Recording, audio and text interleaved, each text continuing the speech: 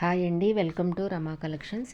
మీకు ఇప్పుడు నేను డ్రెస్ మెటీరియల్స్ వ్యాట్ కలర్స్లో ఎలా డై చేస్తారనేది చూపిస్తానండి. నేనైతే ఇట్లా వైలెట్ కలర్ తీసుకున్నానండి. వైలెట్ కలరు 4 స్పూన్స్ అయితే కెమికల్స్ కాస్టిక్ 8 స్పూన్స్, హైడ్రోస్ 8 స్పూన్స్ తీసుకోవాలండి. అట్లా తీసుకొని 8 స్పూన్స్ కాస్టిక్, 8 స్పూన్స్ హైడ్రోస్ తీసుకొని చల్లటి వాటర్లో పక్కన డైల్యూట్ చేసి పక్కన పెట్టుకోవాలండి. అట్లా ఇప్పుడు నెక్స్ట్ కలర్ వచ్చి మీకు 4 స్పూన్స్.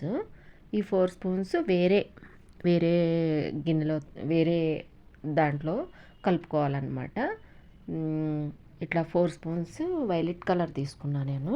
ఈ 4 స్పూన్స్ వైలెట్ కలర్కి 4 స్పూన్స్ సోప్ ఆయిల్ వేసి కలుపుకోవాలండి. సోప్ ఆయిల్తో బాగా మిక్స్ చేయాలన్నమాట. సోప్ ఆయిల్ వేసి మనం ఇది ఈ రెండు కలుపుకునే లోపు మనం గిన్నెలో వాటర్ తీసుకొని పెట్టుకోవాలండి. కొంచెం మొత్తం క్లాత్ మొత్తం కలర్ కావాలి అనుకున్నప్పుడు ఒక 10 లీటర్స్ వాటర్ వరకు పడుతుందండి. మనం చేసే డిజైన్ బట్టి వాటర్ పడుతుంది అనమాట. ఏమైనా డిజైనర్గా చేస్తే కనుక దానికి తగ్గట్టు 6 లీటర్స్ 8 లీటర్స్ అలా తీసుకోవచ్చు. మనం చేసే డిజైన్ బట్టి తీసుకోవాలండి. అలా మనం ఇవన్నీ మిక్స్ చేసుకునే లోపు హాట్ వాటర్ని స్టవ్ మీద పెట్టుకొని బాగా మరుగుతూ ఉంటాయి లోపల. మనం కలరు ఇట్లా కెమికల్స్ డైల్యూట్ చేసి పెట్టుకొని ఇప్పుడు సోప్ ఆయిల్ వేసి వైలెట్ కలర్ని మిక్స్ చేసి పెట్టుకున్నాం కదండి. దాంట్లో బాగా మసిలిపోయిన వాటర్ తీసుకొని బాగా మరిగించిన వాటర్ తీసుకొని ఇలా కలిపేసుకోవాలన్నమాట. కలర్ బాగా మిక్స్ అయ్యేవారు కలుపుకున్నాక ఈ డైల్యూట్ చేసి పెట్టుకున్న కెమికల్ని దీంట్లో వేసి బాగా కలపాలండి. మనకి పర్పుల్ కలర్ చూడండి పైకి తేలుతుంది. అట్లా ఇంకా కలర్ పైకి తేలుతుందంటే బాగా మిక్స్ అయిపోయినట్టు అనమాట.